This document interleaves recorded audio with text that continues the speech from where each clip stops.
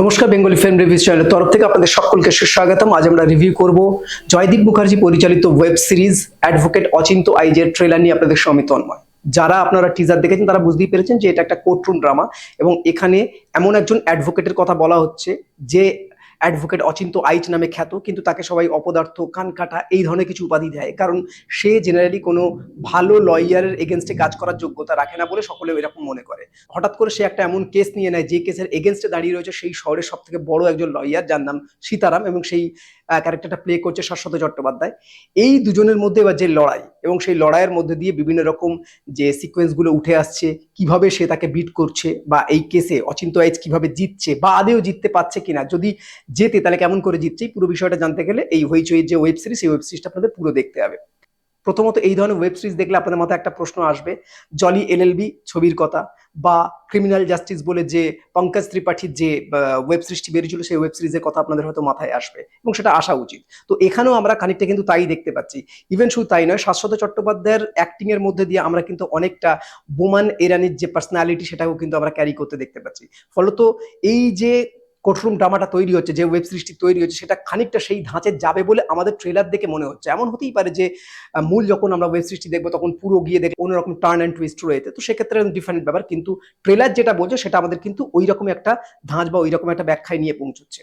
তো এরপরে যদি আমি অ্যাক্টিং এর কথা বলি, প্রত্যেকের অ্যাক্টিং কিন্তু এখানে ভালো লাগছে। শাশ্বত চট্টোপাধ্যায় কিন্তু তার জায়গায় বেশ সুন্দর লাগছে, তার যে বিভিন্ন অ্যাটিটিউড গুলো সেগুলো কিন্তু আমাদের ভালো লাগছে। ঋত্বিক চক্রবর্তীকে একজন সাদামাটা একজন উকিল, এবং সেই উকিল সাদামাটা হওয়ার জন্য তার যে ধরনের বিহেভিয়ার, সেই বিহেভিয়ার গুলো কিন্তু বেশ ফানি লাগছে, ভালো লাগছে বেশ দেখতে। এবং তার মধ্যে একটা ছোট্ট একটা রোমান্টিক গল্প হয়তো যাচ্ছে, সেই রোমান্টিক গল্প যে মেয়েটির সাথে হচ্ছে, সেই মেয়েটির সাথে ঋত্বিক চক্রবর্তীর কি সম্পর্ক সেটা বোঝা যাচ্ছে না, কিন্তু একটা রোমান্টিক ধাঁচ এর মধ্যে রয়েছে, এটা বোঝা যাচ্ছে।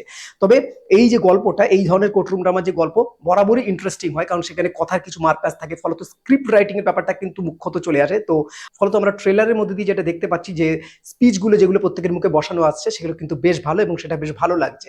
স্টোরি রাইটিংটা আমি তো আগেই বললাম যে অনেকটা ওই ধাঁচে যেতে পারে, পরবর্তীকালে কি হবে সেটা তো ছবি বা ওয়েব সিরিজ দেখার পরই বলা যাবে।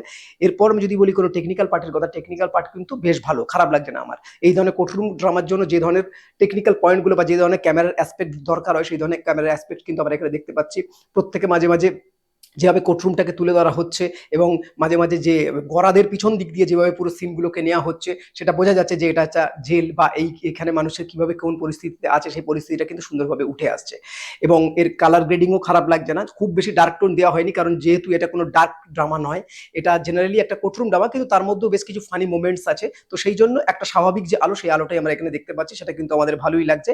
এবং সবচেয়ে ইন্টারেস্টিং ব্যাপার হচ্ছে যে ওভারঅল ট্রেলার জুড়ে যে ব্যাকগ্রাউন্ড মিউজিকটা দেওয়া হচ্ছে, সেই ব্যাকগ্রাউন্ড মিউজিকটা খুবই এঙ্গেজিং, আমার তো ভালো লাগছে, বাকিটা আপনাদের ব্যাপার। তো ওভারঅল সবকিছু মিলিয়ে আমাদের কিন্তু এই ওয়েব সিরিজের প্রতি আলাদা কোনো টান আছে, কারণ এর আগে যে ওয়েব সিরিজগুলো আমরা হিন্দিতে দেখেছি সেই ওয়েব সিরিজগুলো কিন্তু আমাদের অন্যরকম ভাবে মন জিতেছিল। ফলে আশা করব বাংলাতে এই ধরনের ওয়েব সিরিজও কিন্তু আমাদের সেই জায়গাটাই ছোঁয়াবে বা সেই জায়গাটাই আমাদের নিয়ে পৌঁছবে, এরকম একটা আশা করছি। আপনারা অবশ্যই ওয়েব সিরিজটি দেখুন, 26শে এপ্রিল এটি কিন্তু রিলিজ হচ্ছে। তো রিলিজ হওয়ার পর কেমন লাগলো আপনারাও জানাবেন, আমরাও অবশ্যই আপনাদেরকে জানাবো। এই হলো ওভারঅল রিভিউ। এরকম নতুন নতুন রিভিউ জানতে বেঙ্গলি ফিল্ম রিভিউজ দেখতে থাকুন। আপনাদের গুরুত্বপূর্ণ মতামত আমাদের কমেন্ট বক্সে অবশ্যই জানাবেন।